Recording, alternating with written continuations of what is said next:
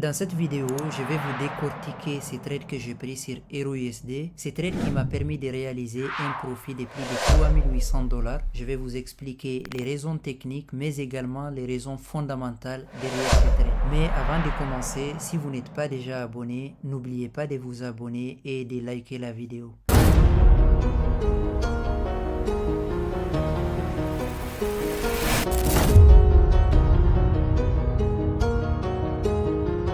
Depuis un moment, nous assistons à une faiblesse de l'euro et cette faiblesse est liée à plusieurs facteurs dont le ralentissement de l'économie européenne qui a conduit à des baisses des taux consécutives de la Banque centrale européenne. En plus de cela, la crise politique en France et en Allemagne pèse énormément sur l'euro. Techniquement, on avait eu un beau retracement et moi je m'attendais à une continuation. Donc je m'attendais à ce que les marchés viennent nous chercher minimum ces niveaux-là. Chaque fin d'année, le dollar connaît une très forte demande. Cette forte demande du dollar est liée au rapatriement des bénéfices des filiales étrangères des entreprises américaines. Les filiales étrangères des entreprises américaines peuvent rapatrier les bénéfices réalisés à l'étranger et bénéficier d'une fiscalité très avantageuse. Supposons que la filiale de Tesla en Chine veut rapatrier les bénéfices réalisés en Chine vers les États-Unis. Ils ont donc besoin du dollar et ils sont dans l'obligation d'acheter du dollar pour pouvoir rapatrier leurs bénéfices aux États-Unis. Les traders, ils sont au courant.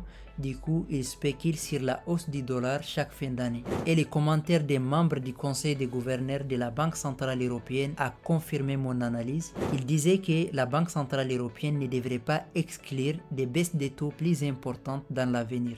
C'était un commentaire très dovish et il devrait affaiblir davantage l'euro. Techniquement, pourquoi j'avais choisi ces niveaux-là? Lorsque vous passez en une minute, vous allez constater qu'il y avait un IPA dans cette zone-là. Il me semblait plus intéressant d'attendre la réaction du prix sur cette zone-là pour chercher ensuite une vente. Lorsque les prix étaient arrivés sur ma zone, sur mon IPA, je suis passé en une minute pour chercher une confirmation. Et on avait eu cette petite consolidation, on avait eu cette petite distribution en une minute. Et j'ai juste attendu une cassure de la structure.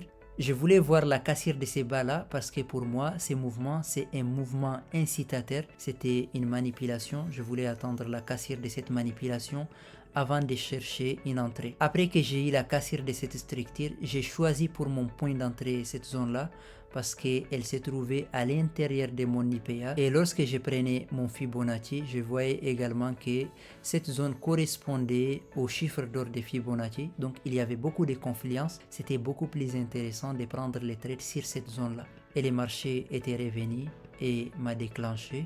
Et ensuite, je suis sorti très rapidement parce que pour moi, on était en fin d'année et normalement, on ne devrait pas avoir une très forte volatilité. Voilà les gars, c'est la fin de la vidéo. N'hésitez pas à me laisser votre avis en commentaire et je vous dis à la prochaine pour une nouvelle vidéo.